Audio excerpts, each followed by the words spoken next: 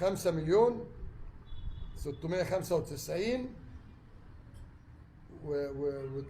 والدولار 41,000 اهو. انت انا موجود؟ خربتوا النادي وجايين تتكلموا. خلي عند امكم دم وسيبوا النادي المحترم اللي جبتوه ارض. خليته كل من هب ودب بيتريق عليه. كان يجرؤ اتصالات ولا خرا تطلع الاعلان ده انا موجود. ده انا جبت بتوع مستقبل مصر دول كلهم بتاع مصر دول اعتذروا. كله جه اعتذر. ها؟ جبتونا ارض يا كلاب. فاضيين. على مين دول؟ اتفضل. الاتحاد المصري لكرة الاتحاد بقى ليه كام؟ اتفضلوا.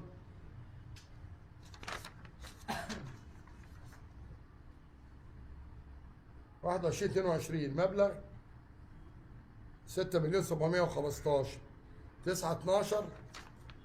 انا كنت موجود؟ لا. عرفت لما قلت لهم باوسخ جزمه هضربكم بيها. ما كنت تيجوا يا شاد شراشير. تعالوا ردوا.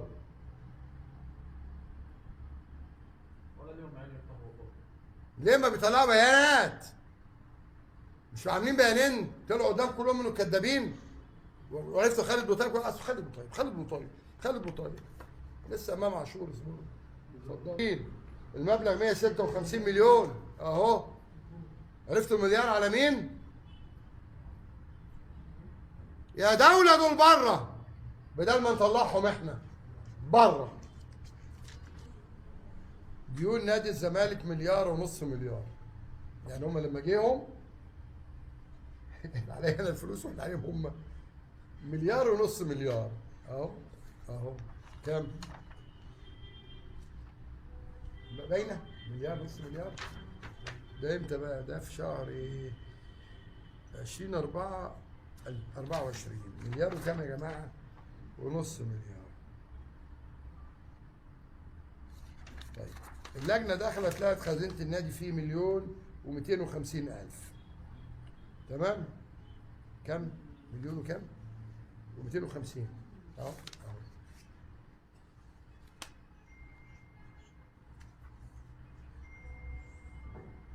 باينه. نعمل كده اهي. ابن المندوب. احنا عايزين نغير الصوره الذهنيه. ده في اليوم السابع كتب عمر انور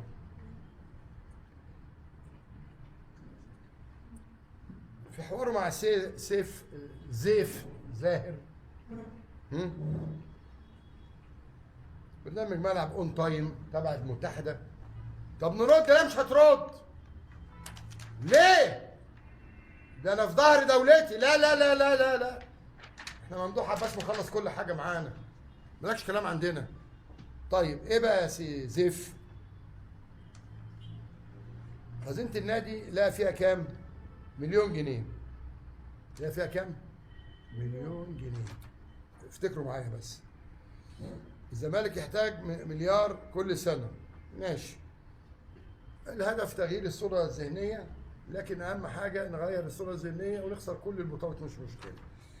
نعمل كده بقى.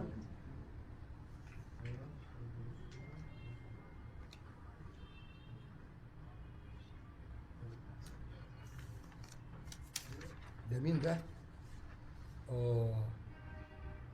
هو هنا لقى الخزنه 1,000,000 وكام؟ 250. هو لقى الخزنه فيها هنا 1,000,000. اصدق مين فيهم؟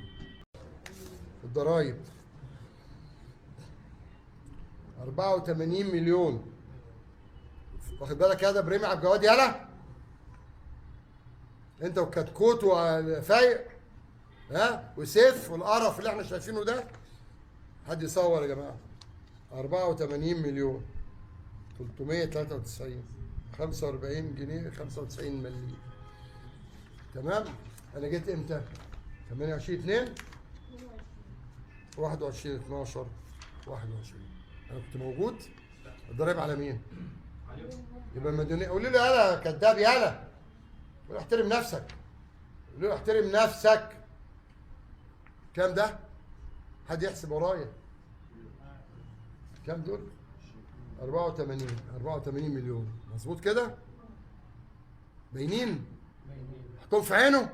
طيب تمام. 198 مليون ضرايب اهم. كام المبلغ؟ 193. التاريخ فوق كام؟ 21/12/21. كنت انا موجود؟ قولوا لي هيحطوا صبع في عينك اهو. اتفرج يا شعب مصر على الكدابين. انما نطلع مع عمرو اديب نشهر، مع الواد خيري رمضان نشهر، مع الواد كتكوت هاني كتكوت ده ولا هتحط نشهر، ها، مع ابراهيم عبد الجواد نشهر، مع سيف نشهر، مع عمرو اديب نشهر، مع خير رمضان نشهر. حمله اهو. ضريبه على مين؟ مبلغ كام بقى؟ 198 مليون 598. التاريخ كام يا جماعه؟ 28/11. كنت انا موجود؟ لا. بالجزمه بالجزمه اهو. تعالى. ده كام؟ 156 مليون ضرايب 30/8/21. كنت انا موجود؟ يقول خلي عندك دم بقى. انت ناسي ان ابوك محبوس في قضيه رشوه ومرتضى اللي طلعه اهو. كام دول؟ ده المليار اللي بيتكلموا فيه كانوا على مين؟ اهو. تاني ركز يا ابني في التاريخ اهو. 30/8/21 خربوا النادي ودمروه وبيكذبوا. كام المبلغ ده تاني؟ حد يقول لي عشان مش شايف. 156 مليون. امتى؟ 30/8/21. كنت انا؟ يبقى المليار كانوا على مين؟ عليكم انتوا يا كلاب. السلام عليكم ورحمة الله وبركاته. أهلا وسهلا بحضراتكم في كل مكان. المستشار مرتضى منصور يهاجم إدارة الزمالك بسبب هروب زيزو. أهلا وسهلا بحضراتكم في كل مكان. طبعا فيديو النهاردة فيديو مهم جدا جدا جدا. لو أول مرة بتشوفوني ياريت تشتركوا في القناة وتفعلوا زر الجرس ليصلكم كل ما هو جديد. فيديو النهاردة هنتكلم فيه بالتفاصيل وبالمستندات رد فعل المستشار مرتضى منصور بعد انتقال زيزو إلى الأهلي. وطبعا هو بيهاجم إدارة الزمالك بناء طبعا على كلام أحمد سيد زيزو والكلام والتصريحات اللي قالها لما قال إن أنا بقالي 5 سنين مستحمل الزمالك عشان خاطر الجمهور، والإدارة طبعا ما بتديش اللعيبة مستحقاتها وبيقصروا في حق اللعيبة. فطلع طبعا بعد كده المستشار مرتضى منصور بتصريحات وبيهاجم إدارة الزمالك الفاشلة. تمام. طبعا بيقول لهم ان انتم ما بتدوش اللعيبة حقوقهم وفي مديونيات على الإدارة. تمام. وطبعا بيوضح ان هو من ساعة ما ساب نادي الزمالك، طبعا هو كان رئيس نادي الزمالك السابق. تمام. فقال انا من يوم ما سبت الزمالك وانا سبته ما عليهوش فلوس، والفلوس اللي حاليا دلوقتي موجودة دي المديونات اللي على إدارة الزمالك جت منين. وبيهاجم طبعا حسين لبيب وممدوح عباس. تمام. فرد فعل المستشار مرتضى منصور طبعا هو زعلان جدا جدا ان طبعا زيزو ساب الزمالك وراح الاهلي. طبعا كلنا عارفين اللاعب احمد سيد زيزو هو كان نجم الزمالك طبعا وانتقل للاهلي 4 مواسم مقبله. فطبعا هو برضو احمد سيد زيزو بعد ما طلع في تصريحاته وقال ان انا في الزمالك بقالي 5 سنين مستحمل بس عشان خاطر الجمهور، ولكن فن اداره مفيش اهتمام باللاعبين. فهو شايف نفسه ان هو كان مظلوم، وشايف نفسه ان هو في الاهلي. طبعا الاهلي نادي كبير، اداره الاهلي متفوقه جدا عن اداره الزمالك، فهو طبعا شايف نفسه ان هو في الاهلي يكون احسن. وطبعا حاليا دلوقتي في طبعا في الزمالك شيكابالا، فمش عارفين طبعا إدارة الزمالك هتستجيب للكلام ده ولا لا. وإيه يكون رد فعل إدارة الزمالك على تصريحات المستشار مرتضى منصور؟ هل هيهتموا باللعيبة؟ هل هيجيبوا لعيبة من بره ويحسنوا كده من إدارة الزمالك؟ وطبعا نتمنى ذلك إن هم يحسنوا من إدارة الزمالك، لأن طبعا معروفة في الدوري المصري الأهلي والزمالك ويليهم بيراميدز، 3 فرق طبعا منافسين وقويين جدا، ولكن إدارة الأهلي أقوى من إدارة الزمالك عشان نكون صريحين مع بعض. تمام. فأي لعيب طبعا في الدوري المصري بيتمنى إن هو يلعب في النادي الأهلي، لأن في النادي الأهلي بصراحة إدارة الأهلي بتهتم جدا باللعيبة، بيوفروا لهم اللي هم محتاجينه. فعلشان كده طبعا زي ما قال زيزو، الأهلي بطل البطولات وفريق قوي وكده. فأي لعيب طبعا في الدوري المصري بيتمنى إن هو يلعب في الدوري الأهلي. وطبعا أيضا بيراميدز برضو فريق قوي ومنافس ضد الأهلي. وبرضه ما ننساش الزمالك بصراحة ألف مبروك للزمالك إن هو طبعا خد كأس مصر، فاز طبعا على بيراميدز. تمام.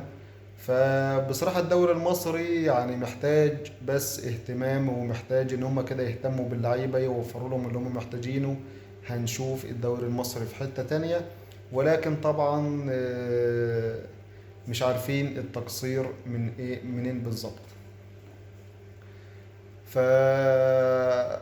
فالمستشار مرتضى منصور طبعا هو كان رئيس نادي الزمالك السابق، وهو ساب الزمالك، ولكن لحد الآن متمسك بالزمالك. هم عايزينه يرجع، ولكن هو مش عايز يرجع للزمالك تاني. ولكن هو وقت ما كان ماسك الزمالك كان ماسك نادي الزمالك، كان الزمالك كويس جدا، كان بيفوز ببطولات، كانت اللعيبة واخدة حقوقها 100%. بصراحة هو الراجل محترم جدا.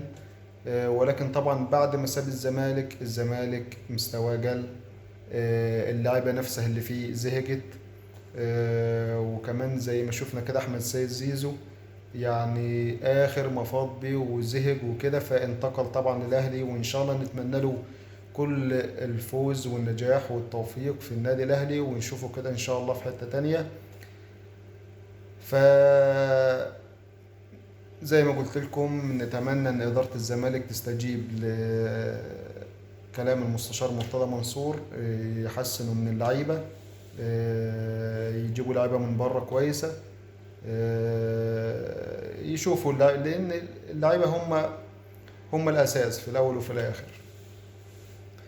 زي ما احنا كده شايفين الأهلي ما شاء الله كل شوية تجيب لعيبة من بره، الإدارة نفسها كويسة، التكتيك في اللعب كويس، اللعيبة فاهمة بعضيها، يعني عندهم روح رياضية ما شاء الله كويسة جدا. فطبعا ده يدل ان هم واخدين حقهم وامورهم تمام، ومفيش اي مشاكل ما بينهم وما بين إدارة الأهلي.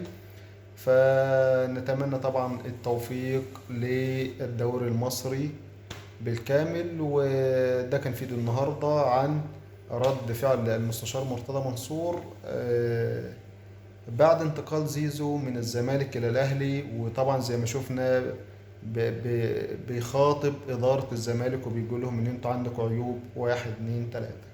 ده كان فيديو النهارده، ان شاء الله رب يعجبكم. اي سؤال اي استفسار اكتبونا في التعليقات، وان شاء الله برد عليكم. ما تنسوناش باللايك والاشتراك في القناة، والسلام عليكم ورحمة الله وبركاته.